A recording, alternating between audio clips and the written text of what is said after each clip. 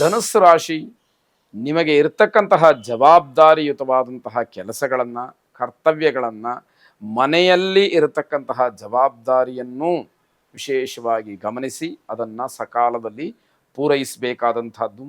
ಏನೋ ಬದಲಾವಣೆಯ ಆಲೋಚನೆ ಮನಸ್ಸಿಗೆ ಮತ್ತೆ ಮತ್ತೆ ಬರುತ್ತೆ, ಆದರೆ ಯಾವುದೂ ಕೂಡ ಸದ್ಯಕ್ಕೆ ಬದಲಾವಣೆ ಆಗುವ ಸಾಧ್ಯತೆ ಇಲ್ಲ ಅಂತ ಅರ್ಥ.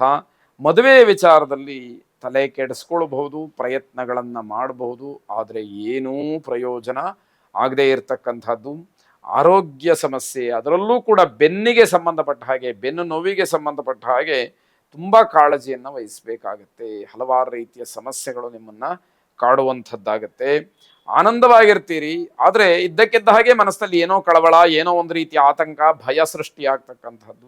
ಎಲ್ಲಿ ನನಗೇನಾಗ್ಬಿಡುತ್ತೋ ಅನ್ನುವಂತಹ ಜೀವ ಭಯ ನಿಮ್ಮನ್ನು ಬಹಳ ವಿಶೇಷವಾಗಿ ಕಾಡ್ತಕ್ಕಂಥದ್ದಾಗತ್ತೆ.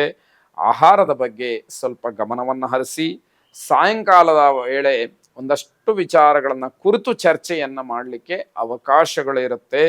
ವೆಂಕಟರಮಣನನ್ನ ಪ್ರಾರ್ಥನೆ ಮಾಡಿ, ಕಲ್ಯಾಣಾದ್ಭುತ ಗಾತ್ರಾಯ ಕಾಮಿತಾರ್ಥ ಪ್ರದಾಯಿನೇ ಶ್ರೀಮದ್ ವೆಂಕಟನಾಥಾಯ ಶ್ರೀನಿವಾಸಾಯತೆ ನಮಃ ಎಂಬ ಪ್ರಾರ್ಥನೆ ನಿಮ್ಮದಾಗಿರಲಿ. ಶುಭವಾಗಿ. ಮಕರ ರಾಶಿ, ತೋರಿಕೆಯ ಕೆಲಸದಲ್ಲಿ ಸಿಕ್ಕಿ ಬೀಳ್ತೀರಿ.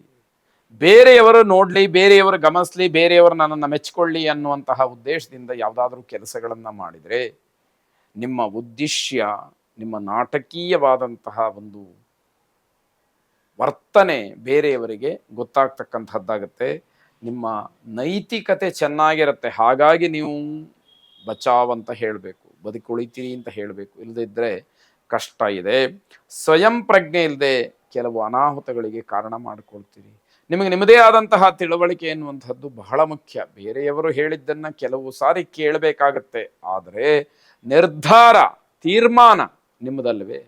ಅದನ್ನು ಬಿಟ್ಟು ಮರೆತು ನೀವು ಮುಂದುವರೆದರೆ ಪ್ರಯೋಜನ ಏನು ಅನ್ನುವಂಥದ್ದು. ನಿಮ್ಮ ಪ್ರಗತಿಯ ಬಗ್ಗೆ ನಿಮಗೆ ಭಯ ಇದೆ, ಮುಂದೆ ಏನು, ನನ್ನ ಜೀವನ ಹೇಗೆ ಅನ್ನುವಂತಹ ಆಲೋಚನೆಗಳು ಮತ್ತೆ ಮತ್ತೆ ಬರುವಂಥದ್ದಾಗತ್ತೆ. ವೃತ್ತಿ ಅಥವಾ ಉದ್ಯೋಗ, ಇದರಲ್ಲಿ ತುಂಬ ಒತ್ತಡ, ತುಂಬ ತೊಂದರೆಗೆ ಸಿಗಹಾಕೊಳ್ತಕ್ಕಂಥದ್ದು, ತೊಂದರೆಗೆ ಕಾರಣವಾಗ್ತಕ್ಕಂತಹ ವಿಚಾರಗಳೇ ಹೆಚ್ಚಾಗಿ ಅಲ್ಲಿ ಸುಳಿಯುವಂಥದ್ದಾಗತ್ತೆ. ಒಳ್ಳೆಯ ಸ್ನೇಹಿತರು ಅಥವಾ ಹಿತೈಷಿಗಳ ಮಾರ್ಗದರ್ಶನವನ್ನು ಪಡ್ಕೊಳ್ಳಿ. ಸರಿಯಾದಂತಹ ರೀತಿಯಲ್ಲಿ ನಿಮ್ಮ ಗೊಂದಲಗಳನ್ನು ದೂರ ಮಾಡಿಕೊಳ್ಳಿ. ಶಿವನನ್ನು ಬಿಲ್ವಪತ್ರೆಯಿಂದ ಅರ್ಚನೆ ಮಾಡಿ ಅಥವಾ ಪ್ರಾರ್ಥನೆ ಮಾಡಿ. ಶುಭವಾಗಿ. ಕುಂಭರಾಶಿ, ಮಕ್ಕಳ ಪ್ರಗತಿ, ಮಕ್ಕಳ ವಿದ್ಯಾಭ್ಯಾಸ, ಅವರ ವರ್ತನೆ, ನಡವಳಿಕೆ, ಅವರ ಸಾಧನೆ, ಅವರ ಆತ್ಮಸ್ಥೈರ್ಯ ಇವೆಲ್ಲವನ್ನ ನೋಡಿ ಬಹಳ ಸಂತೋಷ ಪಡ್ತಕ್ಕಂಥದ್ದು. ಸಮಯ ಹೋಗಿದ್ದೇ ಗೊತ್ತಾಗಲಿಲ್ಲ ಅಂತ ಹೇಳ್ಕೊಳ್ಳುವಂತಹ ದಿವಸವಾಗುತ್ತೆ ಇವತ್ತು. ಅಷ್ಟೊಂದು ಆನಂದದಿಂದ ಇರ್ತೀರಿ. ವ್ಯಾಪಾರ, ವ್ಯವಹಾರ ಇತ್ಯಾದಿಗಳಲ್ಲೆಲ್ಲ ಪ್ರಗತಿ, ಅಧಿಕವಾದಂತಹ ಲಾಭ, ಇದೆಲ್ಲವುದಕ್ಕೂ ಕೂಡ ಅವಕಾಶಗಳಿರುವಂಥದ್ದು. ಸಂಬಂಧಿಕರ ಆಗಮನವಾಗುತ್ತೆ. ನಿಮ್ಮ ಸಾಧನೆಯ ಬಗ್ಗೆ, ನಿಮ್ಮ ಉದ್ದೇಶದ ಬಗ್ಗೆ ಹೇಳ್ಕೊಳ್ತೀರಿ, ಸಂತೋಷ ಪಡ್ತೀರಿ ಅಂತಕ್ಕಂಥದ್ದು. ಬರಬೇಕಾದಂತಹ ಹಣ ಇದ್ದರೆ ಅದು ಬಾಕಿ ವಸೂಲಿ ಆಗ್ತಕ್ಕಂತಹ ದಿವಸ. ಅನಾರೋಗ್ಯ ಮುಕ್ತವಾದಂತಹ ದಿನ, ಜೊತೆಗೆ ಸ್ನೇಹಿತರಿಂದ ಸಿಹಿ ಸುದ್ದಿ.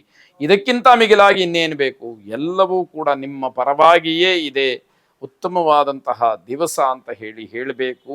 ಮಹಾಲಕ್ಷ್ಮಿಯನ್ನು ಪ್ರಾರ್ಥನೆ ಮಾಡಿ. ಅನುಕೂಲ ಇರುವಂಥವರು ಮಲ್ಲಿಗೆ ಹೂವಿನಿಂದ ಮಹಾಲಕ್ಷ್ಮಿಯನ್ನು ಪ್ರಾರ್ಥನೆ ಮಾಡಿ, ಅರ್ಚನೆ ಮಾಡಿ. ಶುಭವಾಗಿ.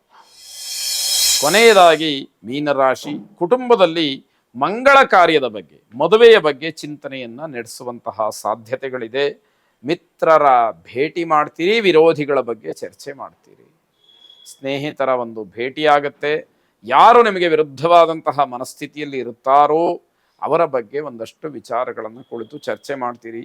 ಮೂಲ ಉದ್ದೇಶವನ್ನು ಮರೆತು ಕಾರ್ಯಪ್ರವೃತ್ತರಾಗಬಹುದು, ತೊಂದರೆಯಾಗತ್ತೆ. ಯಾವ ಕೆಲಸಕ್ಕೆ ನೀವು ಆದ್ಯತೆಯನ್ನು ನೀಡಬೇಕೋ ಆ ಕೆಲಸವನ್ನು ಮರೆತು ಬೇರೆ ಕೆಲಸದಲ್ಲಿ ಮಗ್ನರಾದರೆ ನಿಮಗೆ ತೊಂದರೆಗೆ ಅವಕಾಶ ಅಲ್ಲಿ ಹೆಚ್ಚಾಗಿರುವಂಥದ್ದು. ಸಮಯಕ್ಕೆ ಆದ್ಯತೆಯನ್ನು ನೀಡಿ, ಧನಾತ್ಮಕವಾದಂತಹ ಚಿಂತನೆ ಇರಲಿ, ಧನಾತ್ಮಕವಾದಂತಹ ಫಲಿತಾಂಶವೇ ನಿಮಗೆ ಸಿಕ್ಕುವಂಥದ್ದಾಗತ್ತೆ. ಮಾನಸಿಕವಾಗಿ ನೆಮ್ಮದಿ ಕಡಿಮೆ ಇರುತ್ತೆ. ಅದನ್ನು ಹೆಚ್ಚಿಸ್ಕೊಳ್ಬೇಕೇ ಹೊರತು ಎಲ್ಲೋ ಸಿಕ್ಕುವಂಥದ್ದಲ್ಲ, ಅದು ಎಲ್ಲಿಂದಲೋ ತರ್ತೀನಿ ಅಂತ ಹೇಳುವಂಥದ್ದಲ್ಲ. ಕೋಪ ಆತಂಕಗಳು ಮರೆಯಾಗತಕ್ಕಂತಹ, ದೂರವಾಗತಕ್ಕಂತಹ ದಿವಸವಾಗತ್ತೆ. ಇದೆಲ್ಲವನ್ನ ಆನಂದದಿಂದ ಸ್ವೀಕಾರ ಮಾಡಿ ರಾಜರಾಜೇಶ್ವರಿಯನ್ನ ಪ್ರಾರ್ಥನೆ ಮಾಡಿ ಶುಭವಾಗಿ.